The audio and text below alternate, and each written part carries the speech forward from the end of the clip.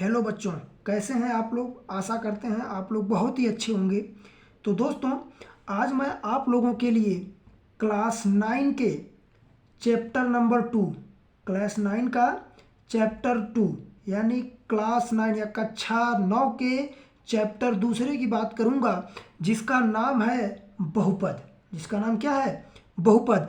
आज दोस्तों मैं आपको बहुपद के बारे में बताऊंगा, वो भी एकदम आसान तरीके से कि बहुपद क्या होते हैं, बहुपद को हम कैसे पहचानेंगे कि ये बहुपद है या फिर बहुपद नहीं है। सब चीज़ों के बारे में आज हम डिस्कस करेंगे। तो दोस्तों बिना देरी किए हम स्टार्ट करते हैं। तो दोस्तों पहली बात आती है बहुपद की, कि बहुपद किसे कहते हैं। तो दोस्तों आपको देखने से ही पता चल जाता होगा या सुनने से ही पता चल जाता, बहुपद।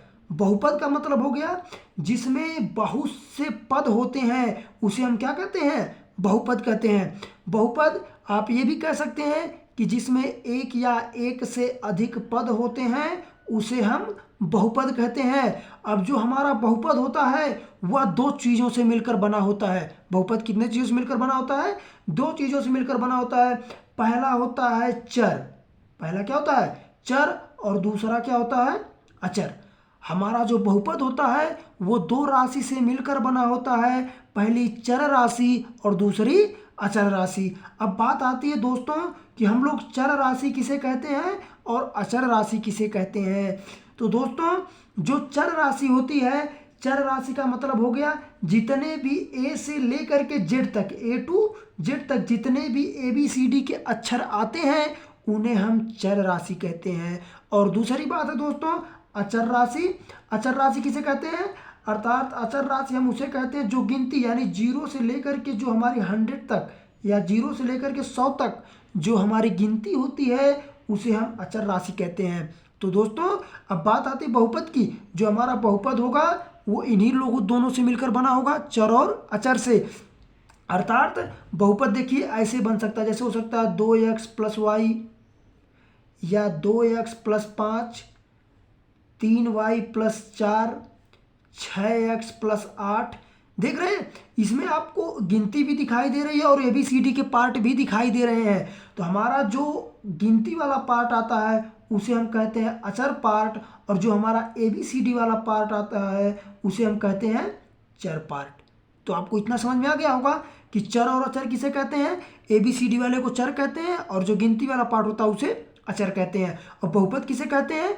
जिसमें एक या एक से अधिक पद होते हैं उसे हम बहुपद कहते हैं। बहुपद कितने राशि से मिलकर बना होता है? बहुपद दो राशि से मिलकर बना होता है, एक चर राशि और दूसरी अचर राशि। चर और अचर दोनों को मिलाने से हमारा क्या बनता है? बहुपद बनता है। तो इतना क्लियर है।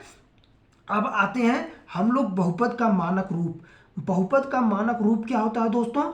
बहुपद का मानक रूप का मतलब हो गया अगर आपको एक लाइन में कोई बहुपद लिख दिया जाए, जैसे आप कह सकते हैं हमने यहाँ लिख दिया 3x³ + 4x² + 8x⁵ + 9x�7 हमने लिख दिया। आप जान रहे हैं कि ये देखिए पहले 3 आ रहा, फिर 2 आ रहा, फिर 5 आ रहा, फिर 7 आ रहा है। इसी को अगर हम एक बढ़ते हुए क्रम या घटते हुए क्रम यानी आरोही क्रम या अवरोही क्रम में इसको व्यवस्थित कर देते हैं तो इसी को हम बहुपद के मानक रूप कहते हैं। आपको पता होगा, आप जो छोटे क्लासों से ही पढ़ते आ रहे होंगे कि आरोही का मतलब क्या होता है और अवरोही का मतलब क्या होता है। आरोही मतलब बढ़ते क्रम, आरोही मतलब बढ़ते क्रम और अवरोही मतलब घटते क्रम। इतनी बातें समझ में आ रही है।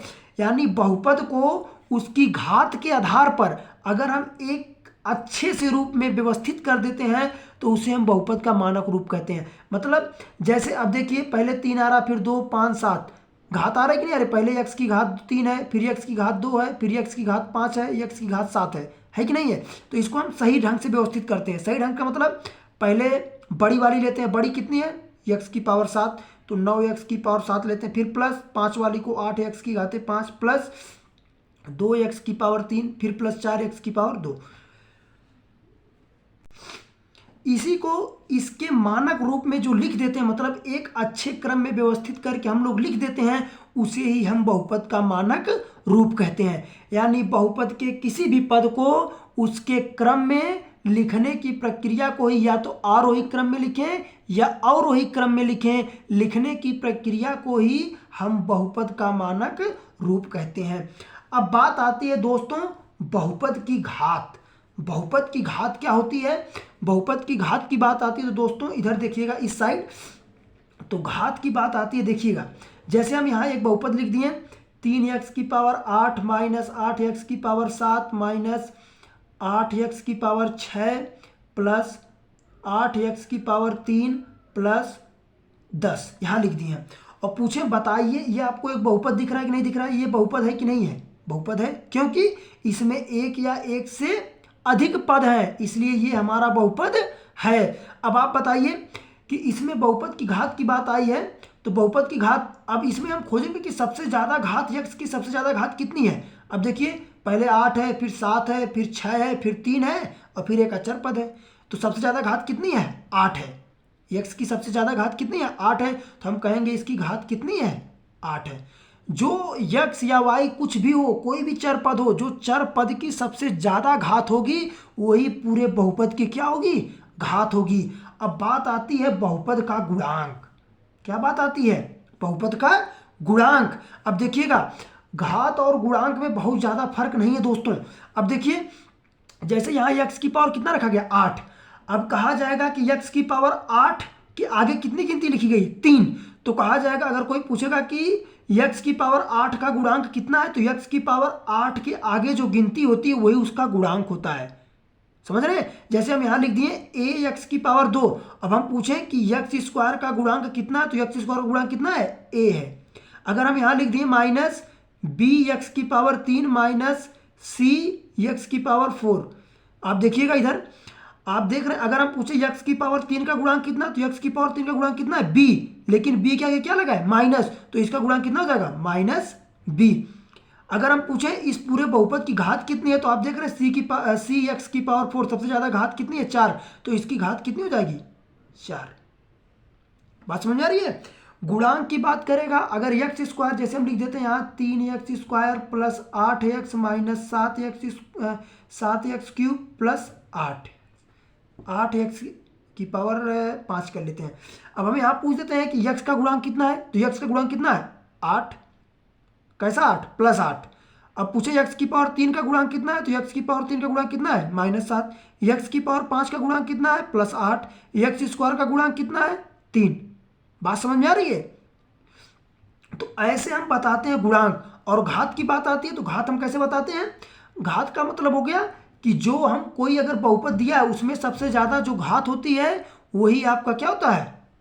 सबसे ज़्यादा जो बहुपद की घात होती है, यानी चर पद की जो सबसे बड़ी घात होती है। जैसे कोई दिया है एक्स स्क्वायर से शुरू है और सबसे छोटा आ जा रहा है या सबसे ज़्यादा है, आपको देखना है कि इसमें सबसे ज़्यादा घात कितनी है, तो आपको वही क्या कर देना है? बता देना है कि इसमें बहुपद की घात कितनी है। तो दोस्तों समझ में आ रहा है? अब हम लोग आते हैं कि अब तो हम जान गए कि ये बहुपद, हम जान गए कि बहुपद का मतलब गुणांक क्या होता है, घात क्या होती है, हर एक चीज़ जान गए। लेकिन अब हम जानते हैं दोस्तों कि हमारा कोई पद हो वह बहुपद कब नहीं होगा। बहुपद कब नहीं होगा?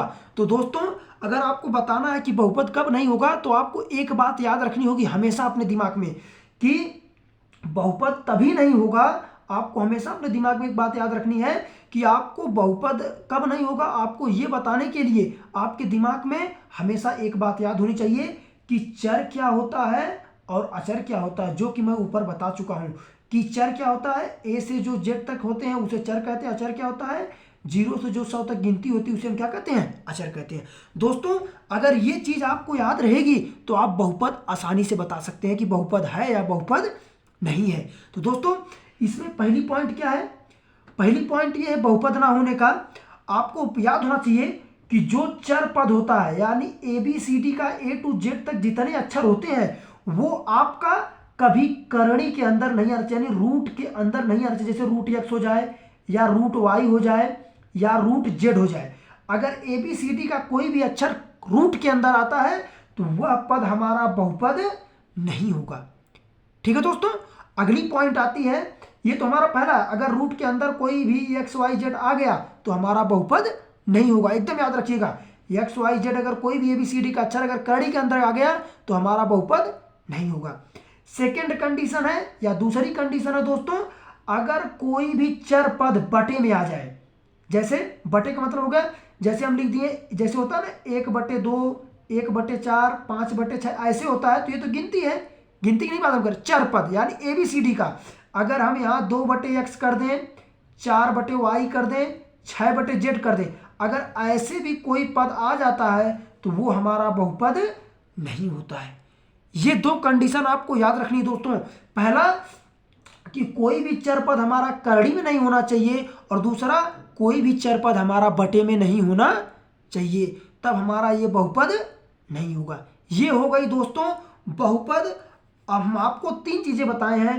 पहला, बहुपद किसे कहते हैं, बहुपद की घात कैसे बताते हैं, बहुपद का गुणांक कैसे बताते हैं, और कब बहुपद होगा और कब बहुपद नहीं होगा, इसको हमने बताए थे। अब हम दोस्तों आपको बताते हैं, अब इसके आगे आपको इसी आधारित हम क्वेश्चन सॉल्व करवाते हैं, ठीक है।